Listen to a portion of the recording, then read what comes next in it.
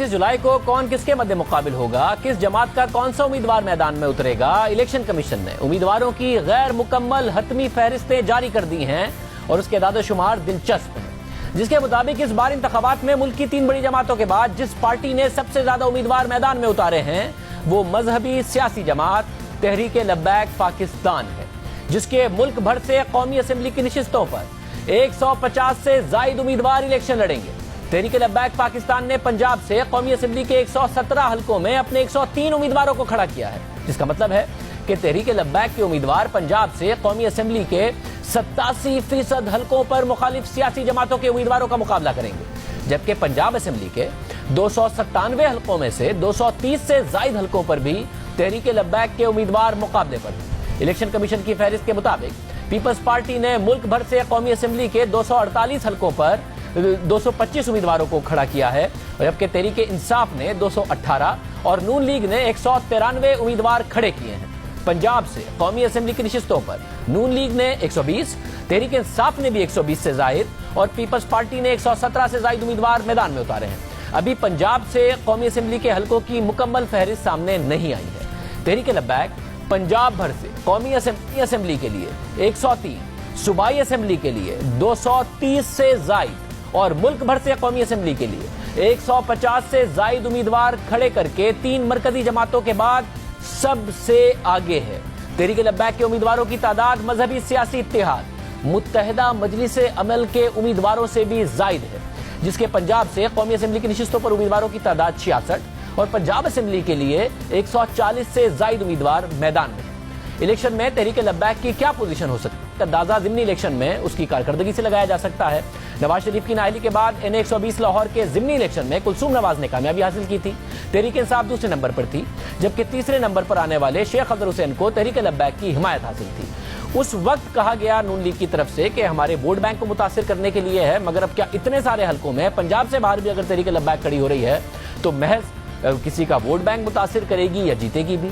इसी तरह PP20 चकवाल के ज़िमनी इलेक्शन में भी नून लीग कामयाब हुई थी, जबकि तहरीक-ए-लब्बैक तीसरे नंबर पर रही। NA 4 पेशावर के ज़िमनी इलेक्शन में तहरीक-ए-लब्बैक का उम्मीदवार 5वें नंबर पर रहा।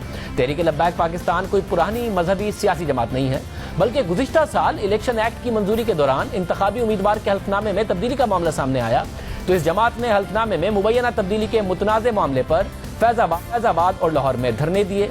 नवंबर में फैजाबाद पर दिए गए धरने में इस्लामाबाद कई दिनों तक यरगमाल बना रहा, मारधाड़ हुई, मुजाहिरीन के खिलाफ क्रैकडाउन हुआ, मुकदमात दर्ज हुए। हुकूमत कहती रही इनके मुतालबात नहीं माने जाएंगे, मान लिए गए। कहा गया मुकदमात खत्म नहीं किए जाएंगे, मुकदमात कहीं आगे नहीं बढ़े। अब ये जमात भरपूर तरीके से इंतखाबात में हिस्सा लेने जा रही है। सुहेल बड़ाई साहब हमारे साथ मौजूद हैं, सीनियर सहाफ़ी तजियाकार। बड़ाई साहब बहुत शुक्रिया।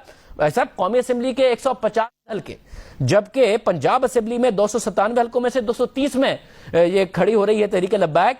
जो पहले तासुर था कि ये तो वोट बैंक काटने के लिए है, इन्हें तो लॉन्च किया जा रहा है नून लीग को मुतासिर करने के लिए, ये वही है या अब ये जमात बाकायदा तौर पर आप समझते हैं कि इलेक्शन में पार्टिसिपेट कर रही है और चांस रखती है जीत सकती है इलेक्शन? मेरा ख्याल है जीतने की पोजीशन में तो शायद ही हो, लेकिन ये वोट बैंक काटने वाली बात भी अब बदल गई। अब इनका आप यूं समझें कि एक प्रेशर ग्रुप बन गया जिनका अपना वोट बैंक है, क्योंकि पहले ये तस्वर किया जा रहा था जब पहली दफ़ा इन्होंने कैंडिडेट उतारे थे कि ये नून लीग का वोट उतारेंगे और वाकई उन्होंने नून लीग का जो वोट है वो काटा।